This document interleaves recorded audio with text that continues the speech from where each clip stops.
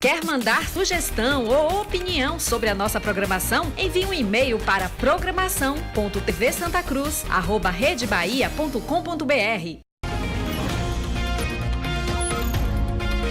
Bahia Meio-Dia. Oferecimento Plansul, nossa melhor referência. Olá, muito boa tarde, meio-dia, 1 minuto. E a gente começa o Bahia Meio-Dia de hoje com essa imagem lindíssima do litoral de Porto Seguro. Porto Seguro, que é o berço da nação brasileira, que hoje completa mais um ano de independência, né? Nesse 7 de setembro diferente, pelo segundo ano consecutivo a gente não tem aqueles desfiles cívicos, né? Aí o povo faz o quê? Aproveita o feriadão e vai pra praia. Olha que imagem bonita, o povo tá curtindo. E é daí que Thaisa Moura vai falar pra gente, não é, Thaisa? Que tá aí no litoral norte, mostrando essa movimentação e como é que o povo em Porto Seguro tá curtindo essa praia. Não é isso aí? Boa tarde. É isso aí, viu, Roger? Pessoal animado aqui, deu praia, deu sol aqui na Rua Norte de Porto Seguro.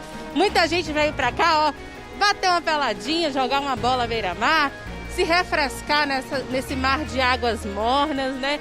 Praticar esportes náuticos, esportes aéreos. A gente vê até aqui um parapente aqui voando no céu de Porto Seguro. Hoje está um dia muito bonito por aqui e muita gente aproveitou esse feriado para vir para a praia. Mas a gente lembra, né, Roger, tem que curtir com responsabilidade. Já já eu volto falando mais sobre esse feriadão aqui na Terra-mãe do Brasil. Que céu lindo, 30 graus, mas eu tô achando que a sensação térmica tá até maior, né? O pessoal que tá quase sem roupa não, né? Tá aí com roupa de praia, mas quem tá aí trabalhando como você deve estar aquele calorão, né, Thaís? Bom, gente, olha, a gente também vai falar de notícia que não é boa. Uma pescadora morreu afogada em Ilhéus. Ela estava pescando no Rio Cachoeira com duas amigas quando o barco em que elas estavam virou. Franciele Caetano tem as informações desse caso pra gente. Franciele, pelo que já se pôde apurar, parece que o barco ficou pesado demais e virou, não é? Boa tarde. Oi, Roger. Boa tarde para você, para todos que assistem ao nosso Bahia Meio-Dia. Infelizmente, essa triste notícia. E foi exatamente aqui, nessa região, onde eu estou. Dona Maria de Fátima, de 54 anos, estava pescando e, segundo informações, o barco virou e ela não resistiu. Daqui a pouquinho eu volto com mais informações, mais detalhes sobre essa triste situação. É com você. Tá certo, então. Você vai ver também que Ilhéus anunciou a desativação de leitos de UTI para a Covid-19. Com o avanço da vacinação, o município vem registrando queda significativa no índice de internação. Já já eu trago todos os detalhes.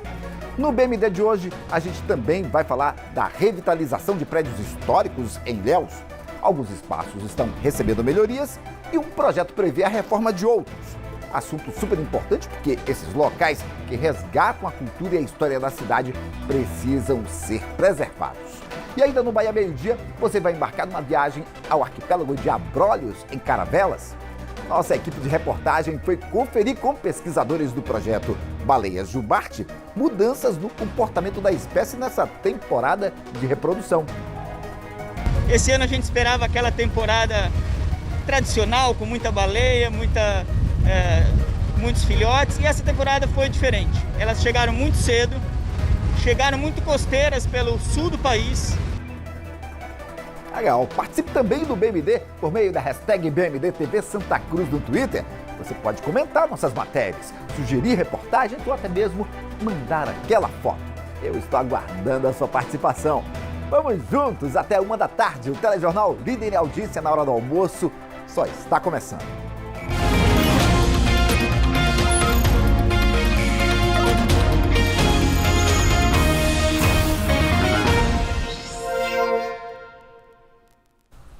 Eu começo falando sobre a morte de uma pescadora em Ilhéus. Foi durante uma pescaria no Rio Cachoeira. Ela estava com duas amigas quando o barco virou. Franciele Caetano está lá ao vivo. Bom, Franciele, para as pessoas se localizarem bem, isso aí fica bem perto do Teotônio Vilela, entre o Teotônio Vilela e o Banco da Vitória. Mais ou menos nessas imediações, não é? E o banco? Isso, Roger, exatamente. Segundo familiares, né, da dona Maria de Fátima Bonfim de Oliveira, ela saiu ontem no início da manhã com mais 2 companheiras para pescar. Inclusive, esses peixes já estavam encomendados. Essas 3 mulheres aí que trabalhavam, que viviam disso, saíram para pescar aqui ao longo, né, do rio Cachoeira, como vocês estão vendo aí. E quando elas chegaram nessa região, um pouquinho mais na frente, porque nós não temos acesso para mostrar exatamente a região, mas foi aqui bem perto, esse barco virou. Segundo familiares e também o pessoal que mora aqui pertinho, passaram para a gente que o barco, não sei se vocês conseguem ver esses barcos que estão aqui às margens também do rio, o barco era menor do que esse aí que Marcos Roberto está mostrando para vocês. Bem menor do que esse, um barco de motor. E segundo o morador aqui, esse barco estava completamente cheio de peixes. E isso pode ter sido, né, a causa aí do acidente, pode ter sido o motivo que fez com que esse barco virasse e as 3 mulheres caíssem no rio. As 2 mulheres conseguiram se salvar, sabiam nadar, mas infelizmente a dona Maria de Fátima não. Pescadores que estavam passando por aqui no momento resgataram dona Maria de Fátima do rio sem vida, desacordada, e eles trouxeram aqui para onde eu estou, exatamente aqui nessa região onde eu estou. Os moradores foram rápidos, chamaram o SAMU, que não demorou muito, estava aqui bem perto. O SAMU chegou e infelizmente constatou a morte de dona Maria de Fátima, que morreu afogada, segundo eles. Dona Maria de Fátima, como eu disse, tinha 54 anos e vivia da pesca. Segundo a família, ela pescava há muitos e muitos anos. Hoje, mais cedo, eu estive no velório aqui no Banco da Vitória e eu pude perceber que as pessoas estavam muito abaladas. Parentes, amigos, ela era casada e tinha uma enteada. Vejam aí.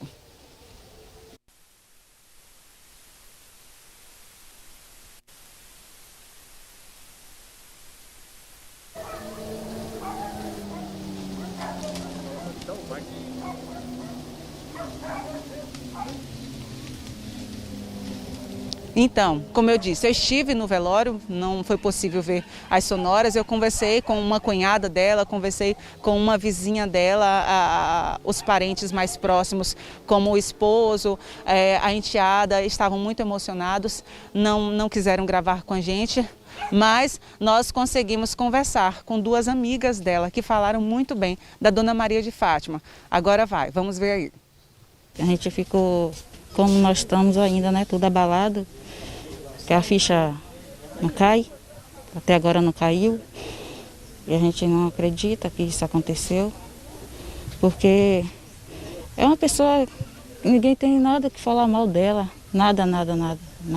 Vai fazer muita falta para nós, para nossos filhos, porque nossos filhos tinham ela como tia, como madrinha, né? E aí foi para lutar e teve isso aí, né? Aconteceu, né?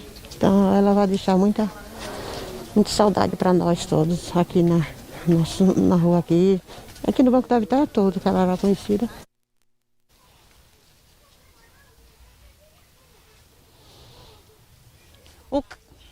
O caso foi informado à Polícia Civil, que diz que está acompanhando aí toda a situação. O corpo da dona Maria de Fátima estava previsto para ser sepultado agora perto do meio-dia no cemitério que fica aqui no Banco da Vitória. E aí Marcos Roberto está mostrando novamente, só para relembrar, foi nessas águas aqui, nessa região, que dona Maria de Fátima Bonfim de Oliveira, de 54 anos, estava voltando de uma pescaria com 2 companheiras. O barco onde elas estavam virou e dona Maria de Fátima, infelizmente, morreu afogada. É com você, Roger. Para quem não conhece, viu, Franciele, essas águas, olhando assim de cima, parece calminha, né? Só que esse rio aí, principalmente na maré de vazante, ele tem uma correnteza forte. As pessoas às vezes não conseguem notar, mas tem correnteza forte e se acontecer de virar e a pessoa não souber nadar, tá bem arriscado mesmo ter um acidente como esse. Nossos sentimentos aí para a família de dona Maria de Fátima, uma pessoa que era uma trabalhadora, como vocês viram nos depoimentos, uma batalhadora, uma pessoa que dava exemplo na comunidade em que vivia. Nossos sinceros sentimentos. Vamos falar agora de coisa boa, tá? O feriadão está bem movimentado em Porto Seguro. Thaisa Moura está ao vivo numa praia da Orla Norte para mostrar agora pra gente. Thaisa, fala aí pra gente que praia é essa? É Pitangueiras, é? Boa tarde. Não, Roger. Pitangueiras fica lá no centro da cidade, aqui na Orla Norte, a Praia do Mundaí, e a de Itaperapuã. E a de Itacimirim também. Nesse momento eu estou aqui na praia de Itaperapuã, que é uma das mais badaladas de Porto Seguro, é onde ficam os principais complexos de lazer. E nesse momento a praia está bem cheia, viu? Vou pedir aqui para o nosso cinegrafista mostrar. Todo mundo está ali tomando um banhozinho de mar, se refrescando, né? Nessas águas mornas aqui das praias de Porto Seguro. Muita gente praticando esportes náuticos também, jogando uma bolinha. A bolinha já foi liberada aqui no município, assim como foram flexibilizadas também várias outras medidas que ajudam aí no combate à Covid-19. Nesse momento eu estou aqui com Oliver Abad, ele que é o presidente da ABIH, que é a Associação Brasileira da Indústria de Hotéis. E ele estava me contando, Roger, do otimismo para essa data, né? No feriado do 7 de setembro do ano passado, a ocupação dos hotéis ainda estava bem restrita, estavam começando a abrir, ocupação pequena aí, metade, né, do público 50%, e em muitos dos hotéis não chegou nem a isso, porque a pandemia ainda estava muito grave. E agora que a situação está mais tranquila, a população está vacinada, eles conseguiram aí até um recorde praticamente aí de ocupação nesse feriado. Oliver, como é que foi? Já temos a taxa desse feriadão? Temos sim, eu queria cumprimentar todos os telespectadores, agradecer o espaço, a TV Santa Cruz, Thaisa, e dizer que é um momento de muita emoção para nós da hotelaria nessa retomada, dizer que Porto Seguro começa a sorrir e a brilhar de novo. Temos uma ocupação recorde desde que iniciou-se a pandemia, estamos hoje com cerca de 90% de ocupação. A gente consegue perceber que os turistas, os visitantes, eles estão mais confiantes de viajar, de vir à praia, de ir aos hotéis. Tudo isso é por conta de vários motivos, né? Que fatores são esses? Com certeza, são vários fatores. Primeiro, eu gostaria de atribuir isso ao avanço da vacina. E segundo, ao comprometimento do trade hoteleiro de Porto Seguro e do extremo sul da Bahia com os protocolos sanitários. Então, o hóspede vem e ele se sente seguro nos nossos hotéis. Isso é um fator muito importante. E outro é o desejo da população brasileira de realmente se confraternizar, de ir para lugares mais abertos, que era uma tendência do mercado, e Porto Seguro é um prato cheio para isso. Aqui, atrativos é o que não faltam, né? A gente tem uma grande rede hoteleira, temos o aeroporto, temos essas praias e outros atrativos. Com certeza, ambientes abertos, com grande índice de incidência solar, são ambientes preferidos pela população nesse momento, né? E com o comprometimento do trade, realmente tem sido um sucesso aí o avanço da subida da ocupação hoteleira. O pessoal tem achado seguro visitar aqui? Como é que tem sido em relação ao cumprimento das medidas sanitárias? Tem achado seguro sim, os hotéis são muito comprometidos com isso. E Porto Seguro hoje tem baixíssima ocupação de leitos de UTI de Covid. Temos um tratamento muito positivo aqui nesse sentido da Covid em Porto Seguro. E também não temos tido relatos de hóspedes que tenham contraído a Covid no nosso ambiente hoteleiro.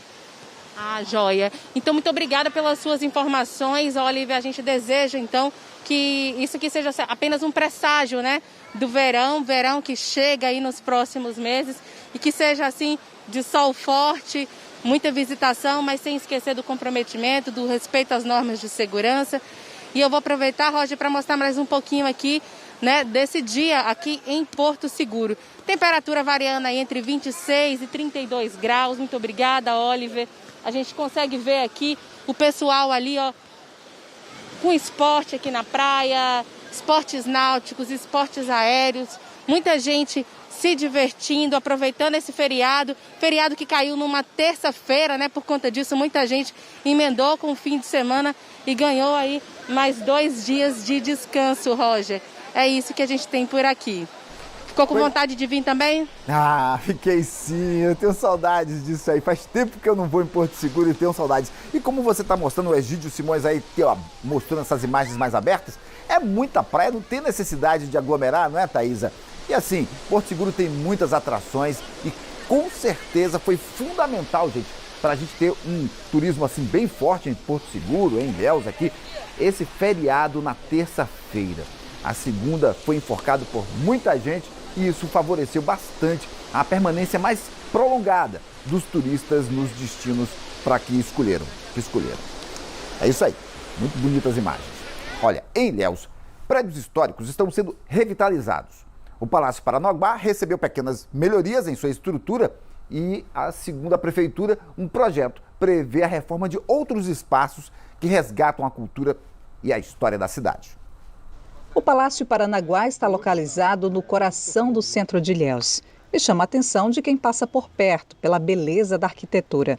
O prédio é herança do período do auge do cacau e foi construído sobre as ruínas de uma antiga casa dos jesuítas. Foi inaugurado em 1907 e possui uma área construída de 1.060 metros quadrados. O palácio é tombado pelo Instituto de Proteção ao Patrimônio Artístico e Cultural da Bahia, o IPAC, e hoje abriga o Museu da Capitania de Ilhéus. O local está passando por pequenas reformas importantes para a conservação do prédio histórico. No Paranaguá, a gente está tirando os equipamentos que não tinha mais sentido, o ar-condicionado lá de cima, né?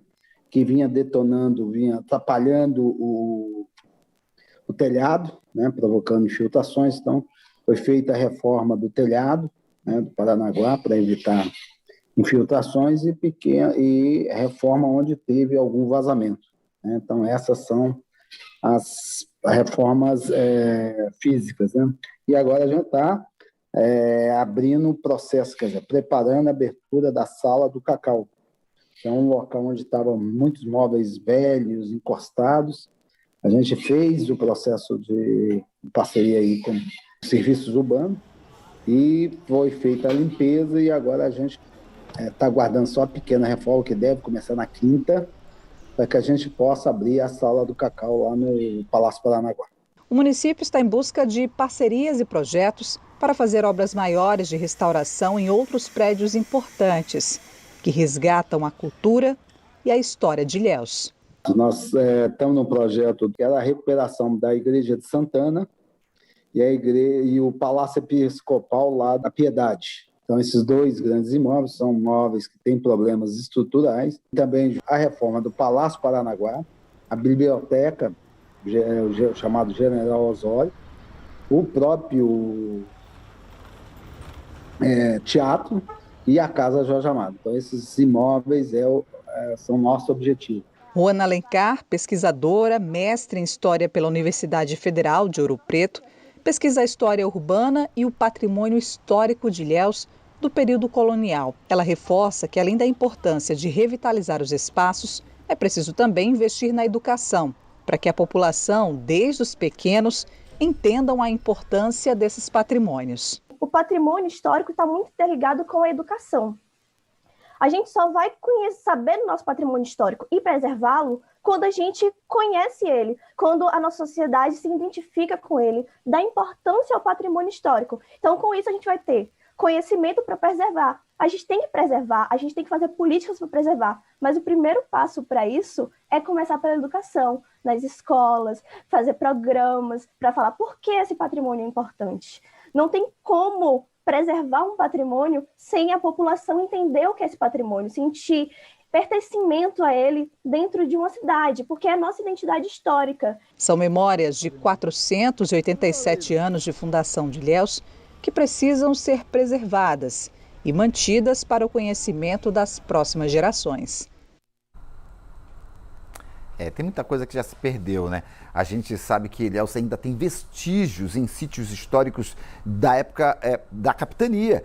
Tem ainda preservadas algumas construções da época colonial e muita coisa do início do século XX e muitos desses objetos, dessas construções têm se perdido. Algumas estão em propriedades particulares, outras estão na mão de pessoas particulares e isso precisa ser resgatado, precisa ser reunido e Ilhéus está rumando em direção aos 500 anos. É muito importante iniciativas como essa de revitalização, de compilação, para que a população conheça, compreenda, entenda, ajude a preservar, Nós já vimos aí muita coisa em Ilhéus que foi perdida pela falta de compreensão mesmo das pessoas do lugar, das autoridades. Então é bem importante que isso seja colocado vivo na memória das pessoas, porque Ilhéus tem muito a ganhar com isso, viu?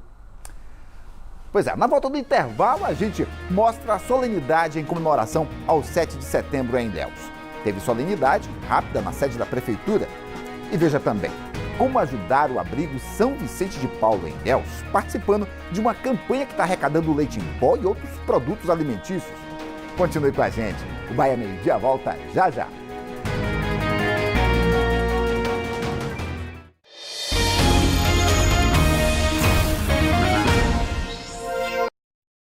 O BMD está de volta para mostrar o feriado do 7 de setembro, que tradicionalmente é celebrado com atos cívicos e tradicional desfile. Este ano não contou com isso na programação. Aqui em Itabuna, por causa da pandemia. Em Ilhéus, a data foi marcada por uma solenidade rápida na prefeitura com o tema Independência, celebração à vida em novos tempos. A solenidade de 7 de setembro em Ilhéus começou por volta das 8 da manhã na sede da prefeitura, no bairro da Conquista. O hasteamento das bandeiras do município, estado e do país foi ao som da banda da Polícia Militar de Ilhéus.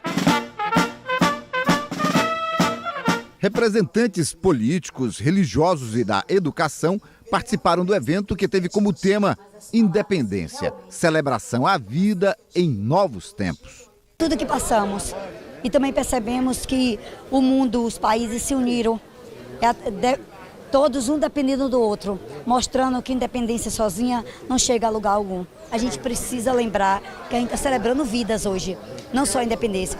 Pelo segundo ano sem o tradicional desfile civil por causa da pandemia, a celebração do Dia da Independência foi para lembrar e reforçar a importância da data para a história do Brasil. Relembra a nossa independência e a força do nosso povo, povo ilhéense, povo itabunense, povo brasileiro. Então é isso que a gente fica feliz, levando o nome do nosso país no nosso coração.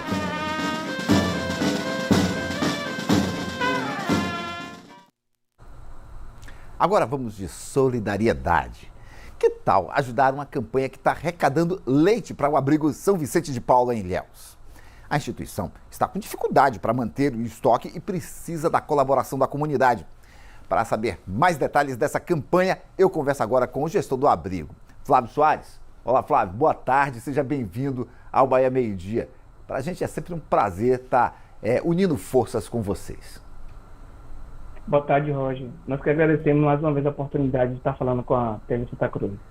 Então, Flávio, a gente imagina a situação que vocês estão passando, porque não está fácil para ninguém, né? Nós temos mostrado aqui repetidamente nos nossos telejornais a dificuldade que as famílias estão passando para se manter aí com essa inflação que está aumentando e tal. Para quem vive de doações, então, nem se fala, não é verdade?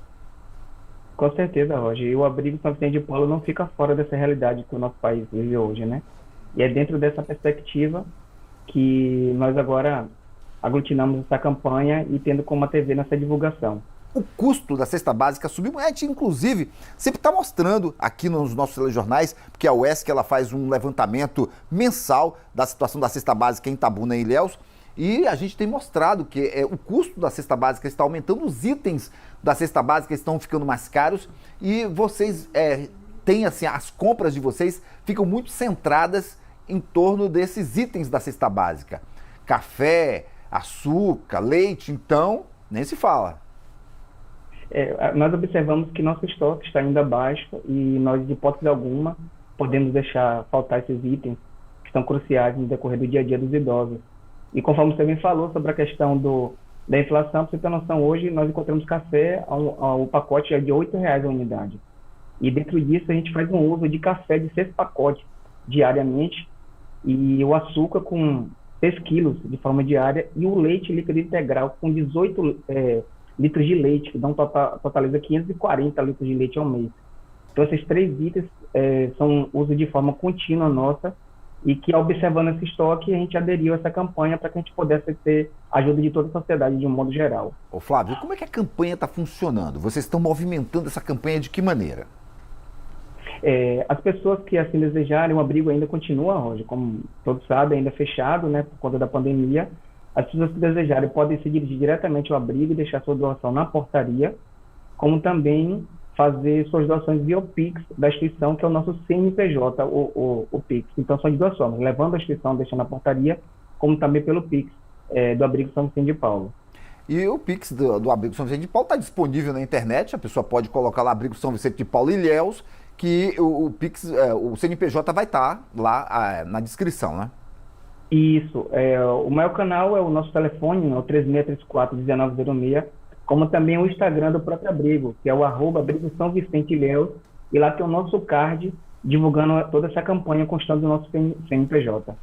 E você falou que as pessoas podem ir diretamente no abrigo e deixar na portaria, mas só esses itens ou outros itens da cesta básica também podem ser levados?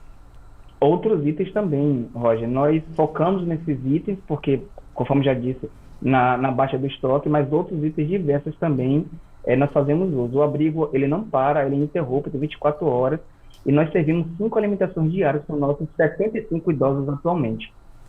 Ok, e as pessoas então podem levar esses itens e deixar na portaria, não é, Flávio? Agora, aproveitando que eu estou conversando com você falou aí desse período de pandemia que o abrigo está passando, vocês se cercaram, claro, de vários cuidados, porque vocês estão lidando com uma população vulnerável, que são idosos.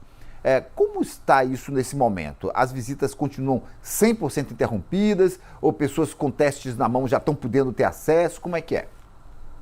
No momento, Roger, nós estamos com o abrigo 100% ainda fechado para as visitas.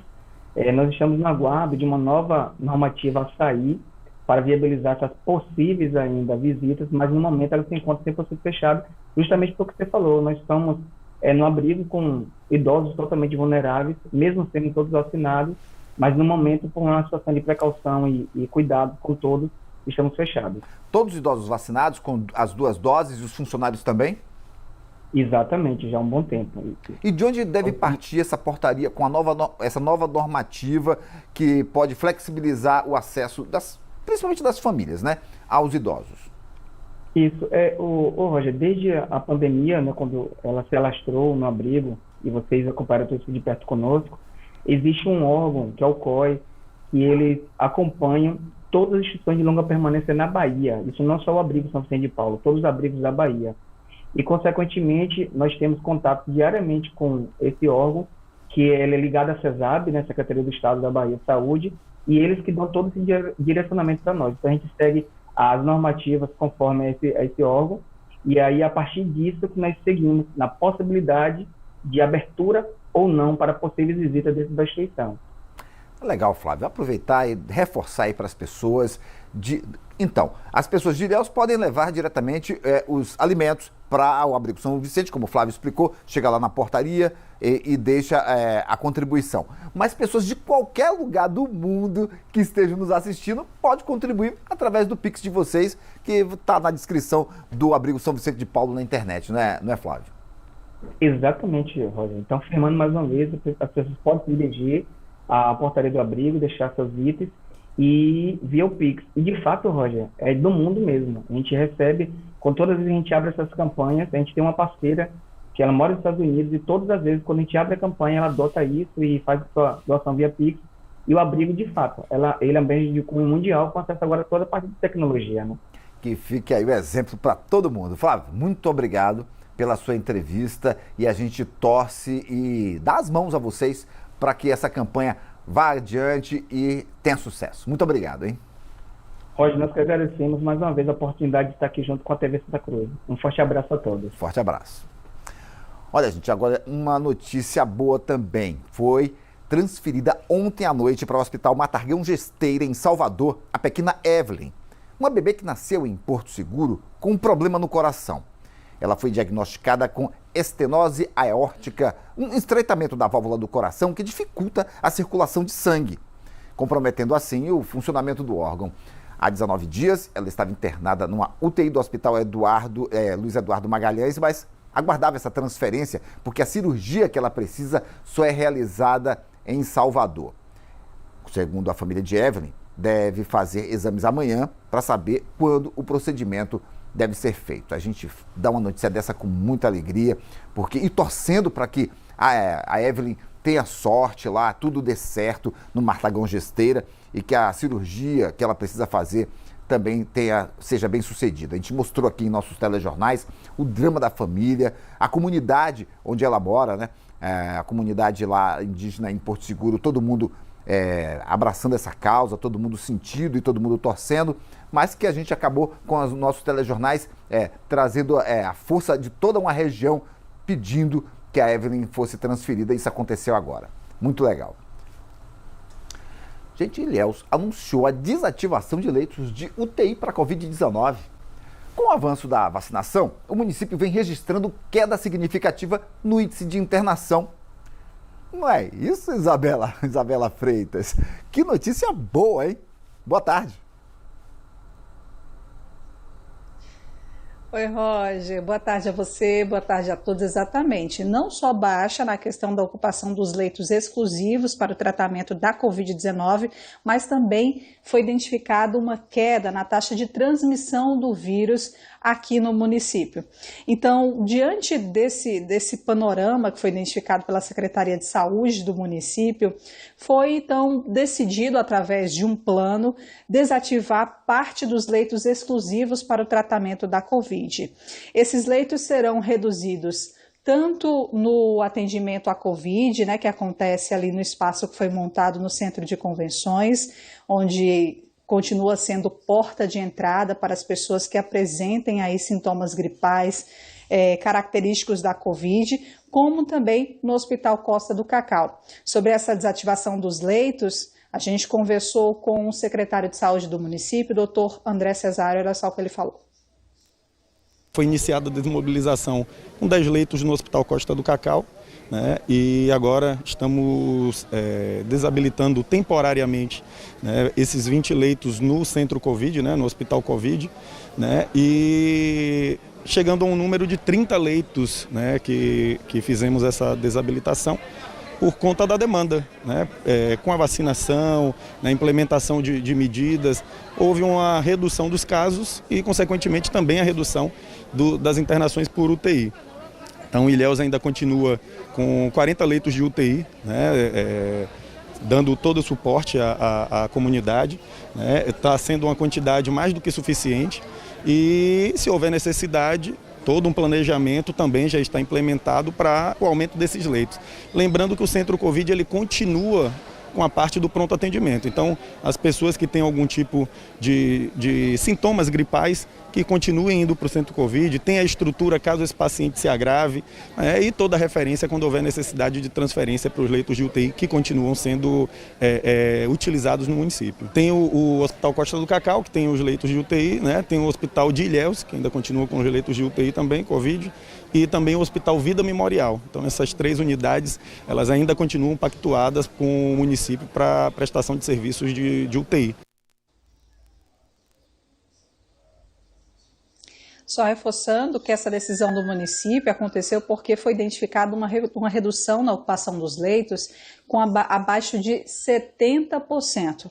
E como o secretário de Saúde acabou de reforçar, as pessoas que apresentarem aí sintomas gripais devem continuar procurando o Centro Covid, que é responsável por fazer essa triagem, é a porta de entrada para essas pessoas com esses sintomas gripais. Então, no local ainda acontece ainda a testagem durante o período da manhã, das 8 ao meio-dia, e funciona 24 horas para quem precisar. Claro que os casos mais graves serão encaminhados de lá para qualquer unidade de referência que possua aí um leito Covid de UTI ou de enfermaria para receber esses pacientes. De acordo com o último boletim epidemiológico divulgado pela Prefeitura de Ilhéus, que saiu no último domingo, dos 61 leitos de UTI habilitados para o tratamento da Covid, 15 estavam ocupados e desses leitos, 7 eram de pacientes de Ilhéus. E nesse boletim epidemiológico também tem um dado bastante importante que reforça aí, esse questionamento, essas questões aí em relação a essa redução dos leitos, que a cidade apresentou apenas 25 pessoas com o vírus ativo infectadas nesse último boletim divulgado, que é uma notícia boa, mas claro, né, Roger, tem que manter aí os cuidados, porque o vírus continua por aí fazendo vítimas e a gente tem que continuar vigilante. Isabela, a gente dá aquela notícia com alegria, mas é uma alegria contida, porque a gente sabe que a pandemia não passou e tem que se cuidar mesmo, né? Valeu, Isabela, muito obrigado aí pelas informações, viu, gente? E sobre esse assunto, chega aqui já algumas participações dos nossos telespectadores através da nossa hashtag BMD TV Santa Cruz no Twitter. Olha só, exatamente sobre esse assunto. E isso fica aí para você que está assistindo o nosso telejornal, quer comentar, quer interagir, não se aguenta parado na cadeira, vai lá, pega o celular e participa com a gente. O Luiz, ele falou aqui, ó, leitos vazios, mas não podemos parar de se cuidar, né? Vacina no braço. Legal, é isso aí mesmo, Luiz. Tem também aqui o Jeff, diz aqui, ó, leitos de UTI desativados em Ilhéus, que notícia boa, mas não podemos deixar de nos cuidar. Muito bem, Jeff. É isso mesmo, gente, a gente precisa estar atento a esses cuidados, porque a pandemia não acabou. O assunto agora é a violência contra a mulher. Esse ano, o Ministério Público da Bahia ofereceu cerca de 15 mil denúncias para a Justiça. Do início do ano até agora, 61 mulheres foram vítimas de feminicídio aqui no estado. 2 mulheres, 2 dores parecidas, mas que não doem só no corpo. Eu tô dilacerada por dentro, porque eu sempre colei com ele. Quando eu lembro da cena de ontem, eu começo a chorar, entendeu? As 2 foram vítimas de violência doméstica. Uma agredida com um pedaço de madeira, a outra com uma barra de ferro. Esta casa revirada com móveis danificados é a da primeira vítima, de 36 anos. Ela tinha um relacionamento há 9 com seu agressor. Em Mussurunga, após uma festa onde o marido se apresentava com uma banda de pagode, a violência aconteceu. A gente discutiu, ele saiu para o aniversário, a gente discutiu lá. Ali naquela discussão ele falou, não quero mais, pegue suas coisas e vai embora, amanhã você folga e tire suas coisas. Aí eu disse a ele que eu não ia poder folgar, mas que ele poderia tirar minhas coisas de lá hoje. Aí ele falou, você não vai folgar não? Eu falei, não, porque não é como eu quero, mas se você quiser pode tirar tudo que é meu, você mesmo tira. Aí ele foi, pegou minha televisão, quebrou minha televisão, depois quebrou meu celular, depois pegou um pau e ficou me dando paulada na cabeça. E eu fiquei agachada na cozinha. A mulher teve um corte profundo na cabeça e levou mais de 30 pontos. Também machucou o braço e outras partes do corpo. O outro caso foi no Arraial do Retiro, na manhã de domingo. Segundo a polícia, a vítima tinha ido passar o final de semana na casa do companheiro, que conheceu há apenas 3 meses. Quando ela negou ter uma relação sexual com ele, ele a agrediu com golpes de barras de ferro. Logo depois, a abandonou na Estrada das Barreiras. Ela contou que pegou uma carona no ônibus para ir para casa após a agressão e só depois conseguiu ir até o hospital. Perfurou minha cabeça, eu tô com 9 pontos, o braço tá fraturado, o pulso. Vai ter que fazer cirurgia, entendeu? Os 2 casos foram registrados na Delegacia da Mulher e estão sendo investigados como tentativa de feminicídio. De acordo com o Ministério Público, somente este ano, na Bahia, mais de 15 mil denúncias sobre violência contra a mulher foram oferecidas à Justiça. Se você percebeu que você está vivendo um relacionamento tóxico, procure ajuda. Sai de um relacionamento, se separe. Ou, se já aconteceu o crime, disque denúncia 180, disque 190 PM, respeita o Zap Mina, também fica 24 horas. A DEAN de Brotas funciona 24 horas, todos os dias. Queira colocar um ponto final disso e procure ajuda, denuncie, porque a partir de então a polícia vai poder tomar as providências. Número fácil de gravar, 2 números fáceis de gravar, né? 180 e 190. O importante é não ficar calada, nem calado. Se você soube ou passou por violência dessa, denuncie. A seguir, a Polícia Militar de Itamaraju investiga a conduta de um PM que agrediu um homem com transtornos psicológicos. Você vai ver também que estamos no período de reprodução das baleias jubartes e você vai ver que pesquisadores estão percebendo mudanças no comportamento da espécie. As baleias mais jovens, por exemplo, começaram a se alimentar aqui no Brasil, o que não acontecia em anos anteriores. O intervalo é bem rapidinho. O BMD volta em instantes.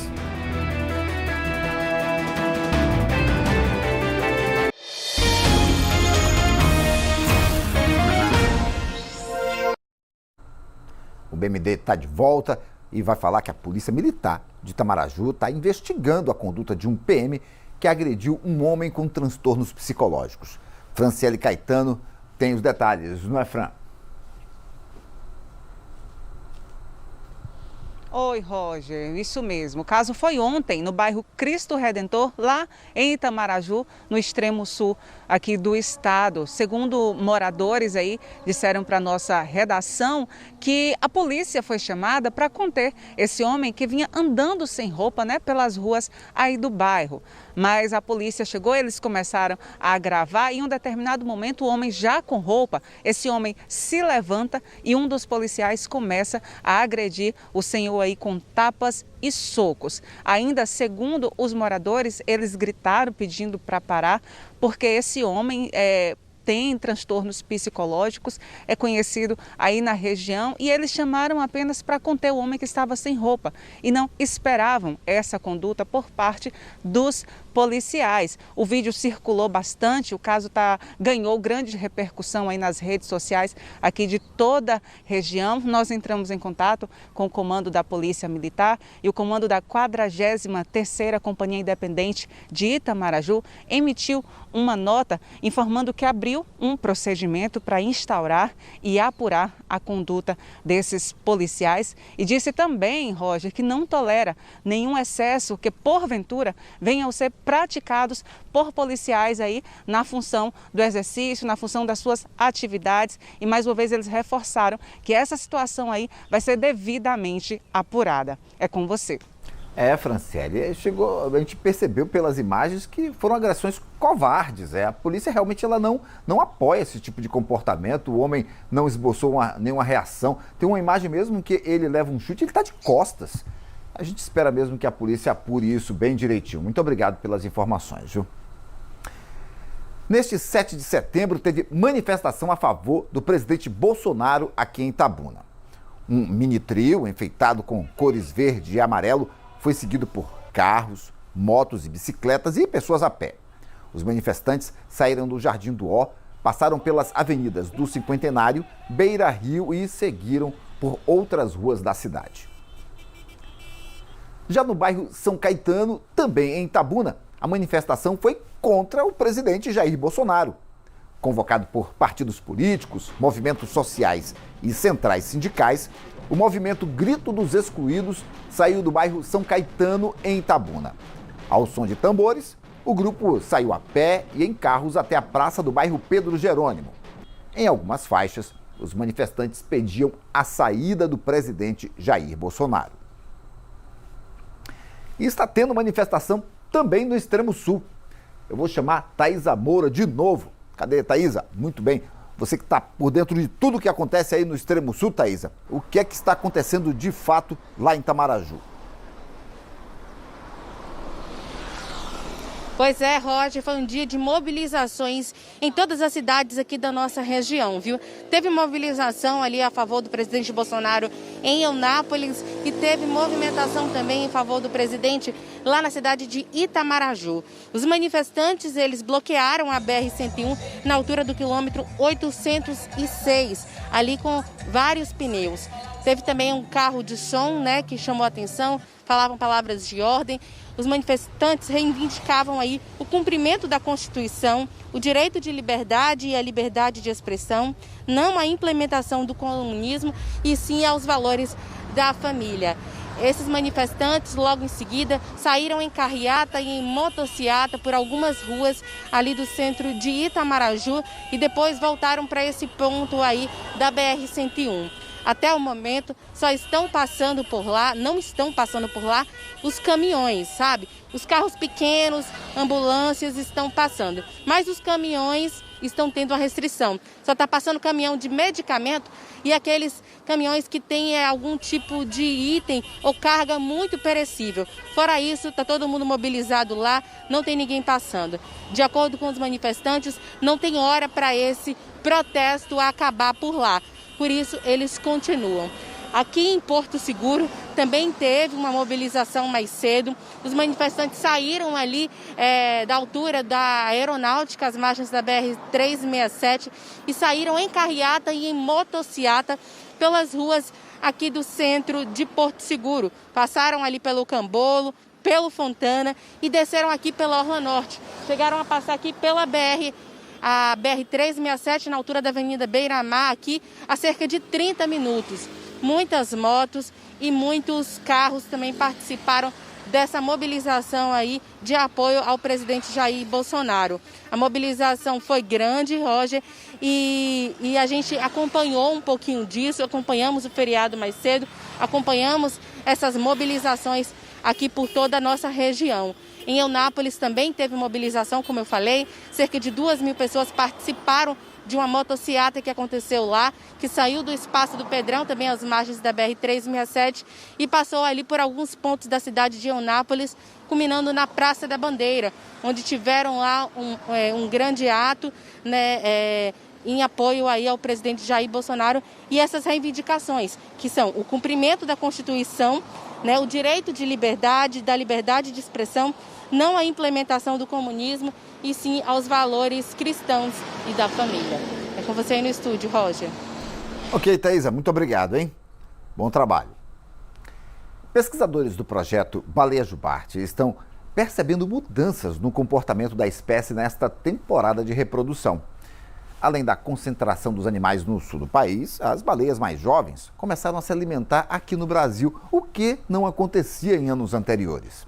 Para tentar descobrir o que é que está acontecendo, nossa equipe de reportagem embarcou com os pesquisadores numa viagem ao arquipélago de Abrolhos, em Caravelas. O berçário das Jubarte é aqui, nesse paraíso, no extremo sul baiano. As águas mornas e claras de Abrolhos atraem a espécie que todos os anos migra para se acasalar e ter os filhotes entre julho e novembro. E durante esses meses, muitas dessas gigantes do mar podem ser vistas por aqui. Mas dessa vez, mesmo o mês de setembro sendo considerado o pico da temporada, o número de baleias na região está abaixo do que se esperava. Esse ano a gente esperava aquela temporada tradicional, com muita baleia, muitos filhotes, e essa temporada foi diferente. Elas chegaram muito cedo, chegaram muito costeiras pelo sul do país. Cerca de 20.000 baleias Jubarte estão espalhadas pelo litoral brasileiro. Essa é a estimativa dos pesquisadores do projeto Baleia Jubarte, que monitora a espécie há 34 anos. Em 2021, o número de encalhes já é o maior desde 2002, quando os registros começaram a ser feitos. O que mais impressiona é a quantidade de encalhes em Santa Catarina, porque Santa Catarina não é um local normalmente de concentração de jubarte, mas esse ano elas ficaram lá em peso, os animais jovens, né? E a gente já tem mais de 50 encalhes lá. Para a gente comparar, ano passado inteiro, no Brasil todo, foram 70 encalhes, né? Esse ano a gente já está com mais de 150. Para os pesquisadores, a dificuldade de encontrar alimento contribui para o aumento no número de mortes. As jubartes se alimentam principalmente do crio, que é um crustáceo, parece um camarão.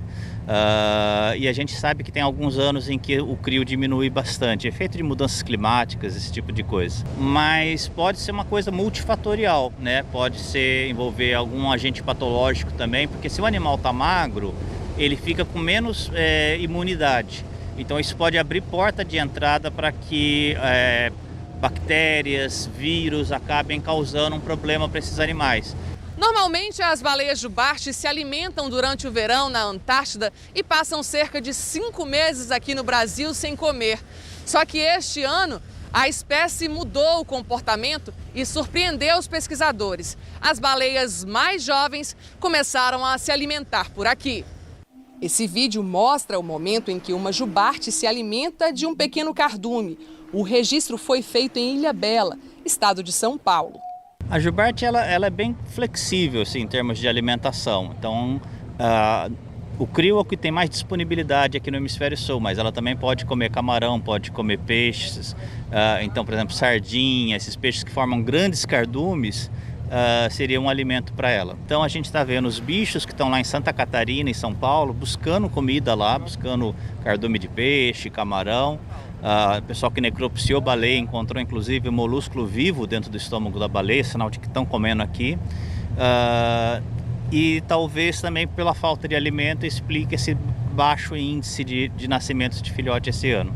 Com a ajuda de um drone, os pesquisadores estão conseguindo medir o animal e identificar como anda a saúde da baleia. A gente tem usado o drone para fazer o processo de fotogrametria, que é a medida através da fotografia. A gente consegue uma foto da baleia quando ela está bem esticadinha e daí a gente, através do processo lá da imagem digital, mede a baleia. Não só o comprimento, mas diversas seções do corpo. E aí a gente pode saber se as baleias estão grávidas, não estão grávidas, estão gordas, não estão gordas.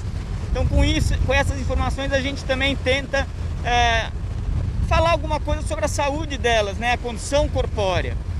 Nesses últimos 3 anos que nós coletamos esses dados, nós conseguimos cerca de 500 imagens que agora estão sendo processadas. Com tantas mudanças nesta temporada, os pesquisadores ainda buscam muitas respostas. Estamos aqui tentando medir, descobrir, para depois analisar esses dados e tentar entender o que aconteceu, se são as mudanças climáticas, se tem algum processo aí que pode estar afetando a vida das baleias e o que vai acontecer o ano que vem e nos próximos anos, Enquanto as respostas não vêm, a única certeza é que as jubarte continuam dando um espetáculo por todo o litoral brasileiro.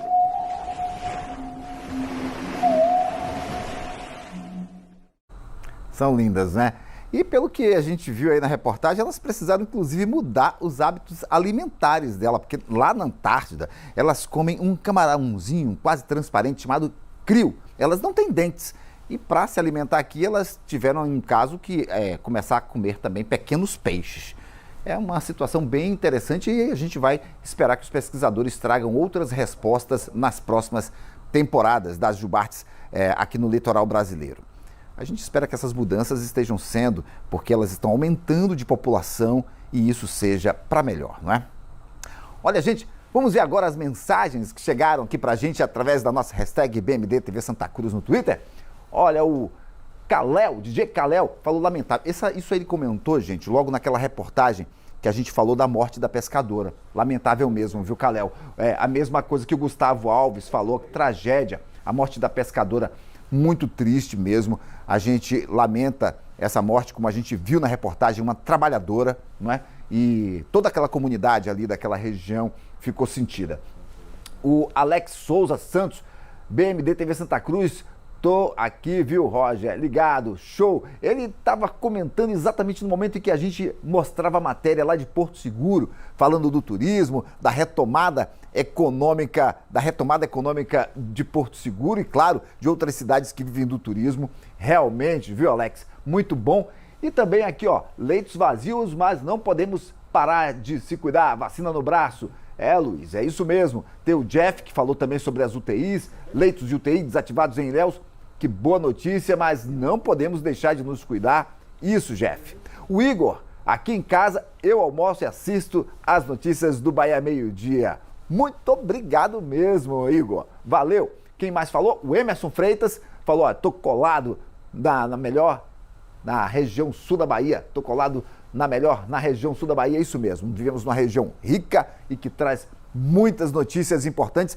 Você aí de casa já percebeu que durante a nossa programação aqui no Bahia Meio-Dia, durante o jornal, você pode observar a matéria e colocar sua impressão sobre a matéria, comentar a matéria, trazer uma sugestão na nossa hashtag BMDTV Santa Cruz. Lá no Twitter você coloca o seu comentário, a sua sugestão de matéria, a sua impressão sobre as matérias que estão indo ao ar e a gente, claro, traz para você aqui ao vivo. Vamos dar uma olhadinha rapidinho como é que está o tempo lá fora. Aqui em Itabuna, tempo parcialmente nublado, o céu está 50% coberto de nuvens, a umidade relativa do ar aqui em Itabuna está em 78%, ou seja, está bastante alta, com um calor que a temperatura no termômetro está marcando 28, mas a sensação térmica está de 32, exatamente porque a umidade está bastante alta. A possibilidade de chuva aqui na cidade é baixa para hoje à tarde e à noite. Vamos ver também como é que está a situação lá em Ilhéus? Imagens aqui da Avenida do Pontal, uma parte do centro, e aqui temos uma imagem onde mostra um céu mais aberto.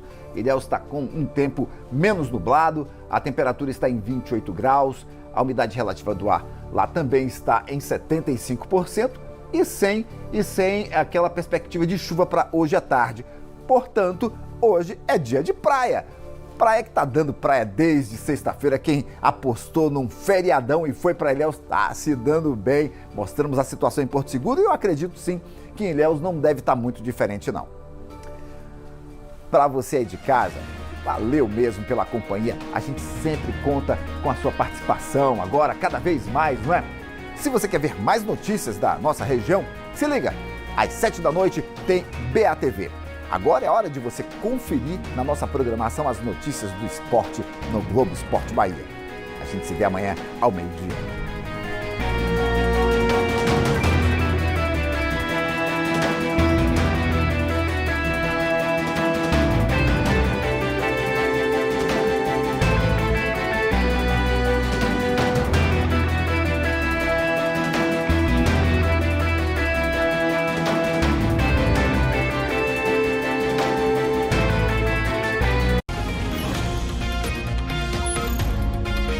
Bahia Meio-Dia. Oferecimento Plan Sul, nossa melhor referência.